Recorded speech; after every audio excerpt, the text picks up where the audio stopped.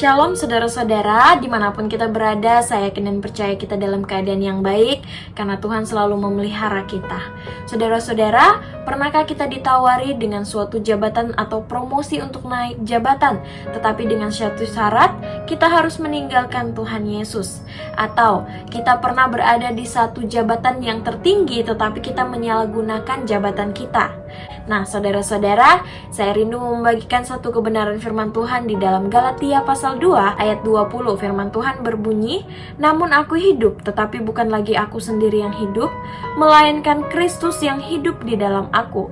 Saudara-saudara, firman Tuhan ini mengingatkan kita atau menjelaskan kepada kita bahwa hidup kita atau diri kita bukan milik kita sendiri. Dengan perilaku yang lama kita mau berbuat seperti apa saja, kita terserah, bebas, itu hidup kita.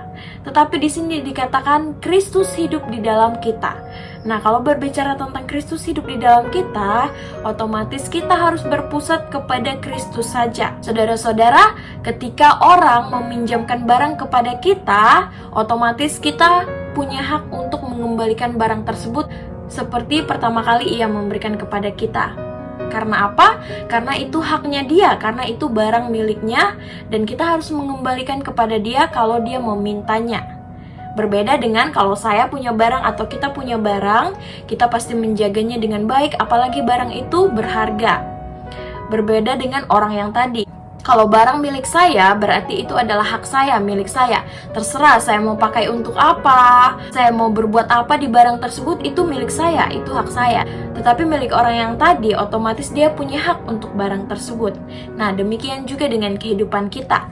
Tuhan berhak atas kehidupan kita, karena hidup kita ini bukan milik kita lagi, tetapi hidup kita ini adalah milik Kristus. Kristus sudah mati di kayu salib untuk menebus dosa kita, telah mencurahkan darahnya di atas kayu salib untuk kita. Oleh sebab itu, apa yang Tuhan mau untuk hidup kita? Kita harus menomorsatukan Tuhan Yesus di dalam segala hal. Nah, saudara-saudara, saat ini apa yang menjadi prioritas kita? Pekerjaan, keluarga, kesehatan, bisnis, usaha kita, apapun itu, kita nomor berapakankah Tuhan hari-hari ini?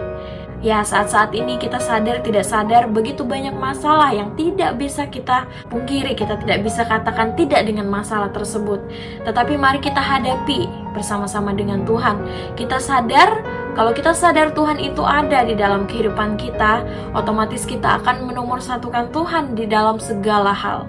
Nah, firman Tuhan ini mengingatkan kepada kita, mari kita berpusat kepada Tuhan. Karena apa? Karena hidup kita ini bukan milik kita lagi, bukan milik kita sendiri, tetapi Tuhan punya hak untuk hidup kita. Oleh sebab itu, saudara-saudara, kalau kita mau bertindak, tingkah laku kita, hal-hal yang akan merugikan kerohanian kita, mari kita ubah itu. Mari kita ubah itu menjadi lebih baik lagi, berubah untuk menyenangkan hati Tuhan, dan biarlah hidup kita hanya untuk memuliakan Tuhan saja. Kita lihat Marta dan Maria. Marta dan Maria sama-sama melayani Tuhan, tetapi dengan cara yang berbeda. Marta yang terlalu sibuk melayani di dapur, tetapi Maria yang duduk diam di kaki Tuhan Yesus. Saya yakin kita tahu yang mana yang harus kita pilih di antara keduanya. Apakah kita terlalu sibuk dengan pelayanan kita, tetapi dengan tujuan, ya Tuhan, saya melayani Tuhan, atau kita melayani Tuhan dengan cara duduk diam di kaki Tuhan, berdoa, menyembah Tuhan, dan lain-lain. Mari kita satu di dalam doa.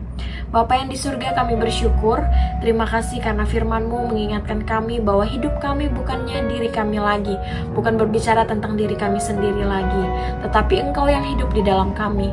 Kami mau menunjukkan hidup kami untuk orang-orang yang ada di sekitar kami, Tuhan. Tuhan, memberkati kami semua yang sudah menyaksikan video ini, keluarga kami, bisnis kami, pekerjaan kami. Mari Tuhan berkati semua, biarlah semua yang kami lakukan hanya untuk hormat kemuliaan bagi nama Tuhan. Di dalam nama Tuhan Yesus, haleluya, amin.